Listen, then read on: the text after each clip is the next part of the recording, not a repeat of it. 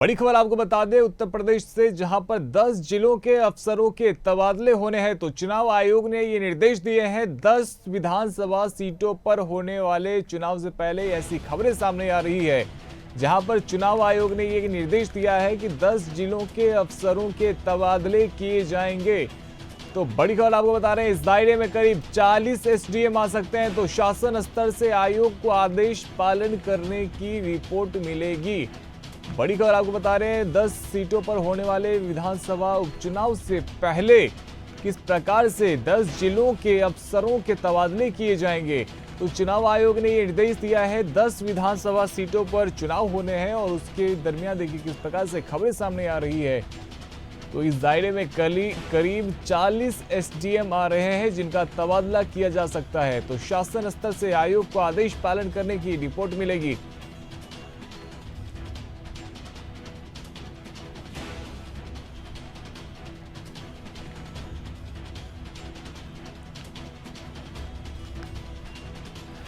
तो बड़ी खबर आपको बता रहे हैं, चुनाव आयोग ने ये निर्देश दिया है कि 10 जिलों के अफसरों के तबादले होंगे। आने वाले विधानसभा उपचुनाव से पहले किस प्रकार से चुनाव आयोग ने ये निर्देश दिया है। इस दायरे में करीब 40 एसडीएम आ रहे हैं, जिनका तबादला किया जा सकता है। तो शासन स्तर से आयोग को आदेश पालन करने की रिपोर्ट मिलेगी।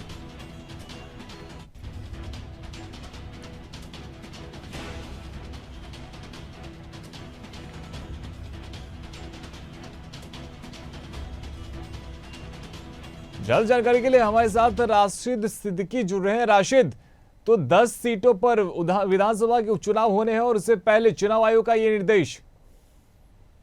देखिए बिल्कुल रोहित, क्योंकि जाहिर सी बात है, देखिए उपचुनाव आने वाला है और इसको लेकर जिस तरह से जो है चुनाव आयोग ने एक बैठक की थी, और बैठक के बाद जो 10 सीटों पर जो चुनाव होने हैं वहां पर तमाम तरीके के जो फेरबदल है वो साफ तौर पर देखने को मिलेगा। ऐसे में चुनाव आयोग ने इस पे सरकार को जो है लेटर जारी किया। उन्होंने कहा है जो 10 जिलों में जो चुनाव होने हैं उसमें एसडीएम सहित तमाम जो अधिकारी हैं जिन्होंने पिछले विधानसभा कार्यकाल या पिछले लोकसभा कार्यकाल के चुनाव के दौरान वहां मौजूद थे, उन सभी का ट्रांसफर जो है ट्रांसफर कर दिया जाए। तो जाहिर सी बात है, देखिए हालांकि अभी 40 एसडीएम जो है वो 10 विधानसभा सीटों में आ रहे हैं, उनका ट्रांसफर होना है। साथ ही पुलिस कप्तानों का ट्रांसफर होना है, जहां पर ज्यादा 3 साल से अधिक समय बिता चुके हैं। तो जाहिर सी बात है, देखिए अब कहीं ना कहीं जिस तरह से लगातार उपचुनाव को लेकर सभी राजनीतिक पार्टियां दमखम के साथ में जुटी हुई है, तो ऐसे में विपक्ष लगातार कई बार इस चीज को लेकर मुद्दा भी बना चुका है। तो ऐसे में अब चुनाव आयोग ने जो एक बैठक किया है, बैठक के बाद उन्होंने यूपी सरकार को एक लेटर जारी करके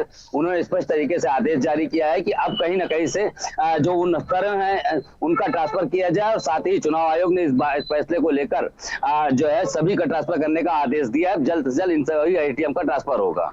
राशिद, क्या इनका ट्रांसफर उन्हीं जिलों के अंदर होगा जिसमें कि उपचुनाव होने वाले हैं, या फिर इनके नए जिलों में इनको रखा जाएगा और फिर बाकी जिलों से इन जगहों पे जहां पे चुनाव होने वाले वहां पे एसडीएम लाए जाएंगे? देखिए कहीं ना कहीं से लगातार जो है जब भी चुनाव होता है और ऐसे में जो ट्रांसफर होता है, चुनाव आयोग जिनको हटाता है वो जाहिर सी बात है दूसरे जिले में उनका हस्तांतरण किया जाता है। लेकिन अब ये तो चुनाव आयोग के ऊपर है या सरकार अब किस तरह का रिपोर्ट बना के देती है। हालांकि देखिए जिन सीटों पर चुनाव होना है वहां तो हालांकि इनको जो है एटीएम जो 40 एटीएम है उनको हटाने के लिए जो लेटर जारी हुआ है। अब सरकार इस पर किस तरह का स्पष्टीकरण देती है, 3 साल पूर्व कालकाल हुआ या नहीं हुआ, ये तमाम चीजें की जो है रिपोर्ट बना कर देगी। उसके बाद ही जो ट्रांसफर प्रक्रिया है वो पूरी होगी। लेकिन जिस तरह से देखिए चुनाव आयोग कहीं ना कहीं इस बार बेहद सतर्क और सख्त नजर आ रही है, क्योंकि देखिए पिछले अगर हम चुनाव की बात करें लगातार कई आरोप लगे, कई तरह के सवाल उठे चुनाव आयोग के ऊपर भी, क्योंकि लोकसभा में कहीं ना कहीं जिस तरह से जो है जो जहां के एसडीएम थे या जहां के डीएम थे उनका फेरबदल नहीं हुआ था, तो इस तरह से कई बार उनको जो है विपक्ष की तरफ से लगातार हमलावर भी नजर है। तो इस बार देखिए आने वाला जो उपचुनाव है बिल्कुल पारदर्शी तरीके से उसको कराने का पूरा प्रयास चुनाव आयोग को रहेगा।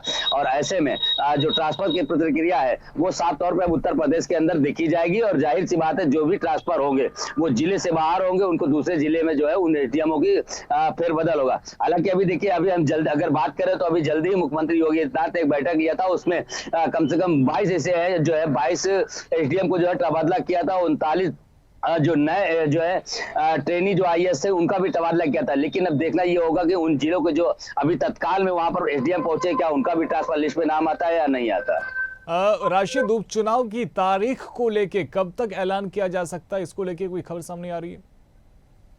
देखिए बिल्कुल अब क्योंकि जाहिर सी बात है चुनाव आयोग की जो है 1 से 2 दिन के अंदर एक बैठक होने वाली है। बैठक के बाद निर्णय लिया जाएगा क्योंकि लगातार जिस तरह से अभी अगर हम बात करें तो भी महाराष्ट्र की और हरियाणा की, उसके बाद कश्मीर का जो चुनाव, उसके बाद से ही ये आकलन लगाया जा रहा था कि उत्तर प्रदेश में जो है उपचुनाव की जो डेट है वो क्लियर होगी। तो अब जाहिर सी बात है चुनाव को निपटने के बाद अब उत्तर प्रदेश के उपचुनाव का जल्द ही जो है समय निर्धारित किया जाएगा।